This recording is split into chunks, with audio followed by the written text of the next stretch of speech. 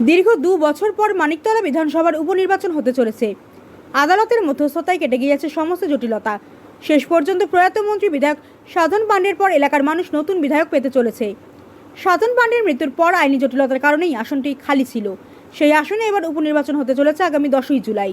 সেখানে তৃণমূল কংগ্রেস প্রার্থী করেছে প্রয়াত সাধন পাণ্ডের স্ত্রী সুপ্তি পাণ্ডেকে, সিপিএমের প্রার্থী রাজীব মজুমদার ও বিজেপির কল্যাণ চৌবে। সেই মতো আজ মহাসমারোহে বিজেপির পক্ষ থেকে নমিনেশন জমা দিলেন কল্যাণ চৌবে।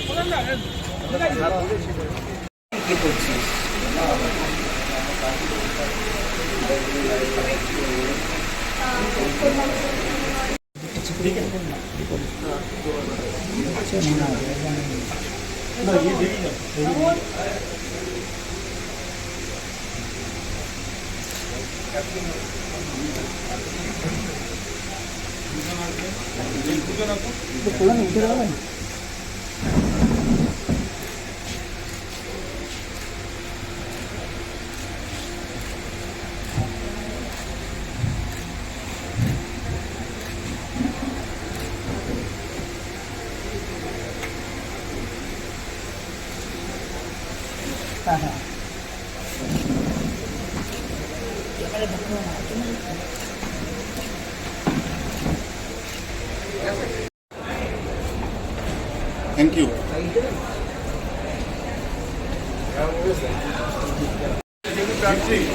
कोई लाइट ऑफ कर यार।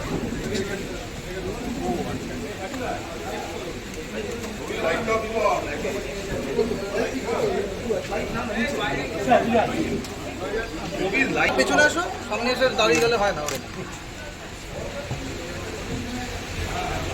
দিলেন আর বেশি দিন বাকিও নেই, কতটা আত্মবিশ্বাসী এই মুহূর্তে দাঁড়িয়ে?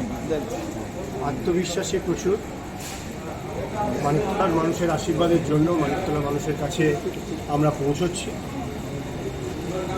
সমস্ত কর্মী কার্যকর্তা আমাদের দলের উৎসাহের সাথে মানুষের কাছে পৌঁছচ্ছে। আমরাও আগামীকাল থেকে প্রচার শুরু করছি, ঘরে ঘরে যাচ্ছি। দৃঢ় বিশ্বাস, মানুষের আশীর্বাদ আমরা পাবো। উপনির্বাচন বলা হয় সবসময়, বেশিরভাগ সময় শাসক দলের পক্ষে একটা রায় পড়ার প্রবণতা থাকে। এখানে মানে হাওয়া বদলানোর লড়াই আপনার। আশা করব মানুষ চাইবে, দীর্ঘ কয়েক দশক ধরে এক দল এবং একজন বিধায়ককে দেখেছে তারা।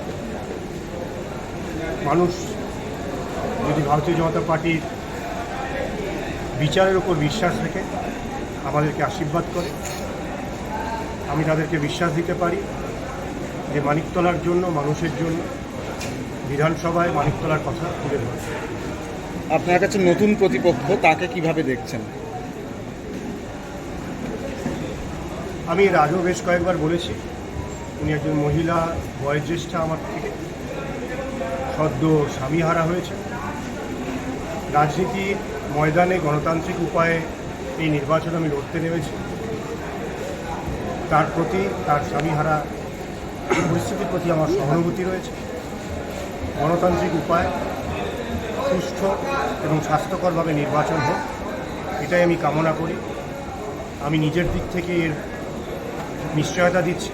আশা করব এই নির্বাচনে বাকি যারা প্রতিদ্বন্দ্বিতা করছে তারাও সুনিশ্চিত করবেন যে একটা উপনির্বাচন আমরা একটা সন্ত্রাসমুক্ত, ছাপ্পাহীন, অন্যায়ভাবে বুথ দখল না করে একটা সুষ্ঠু নির্বাচন যেন দেখতে পাই।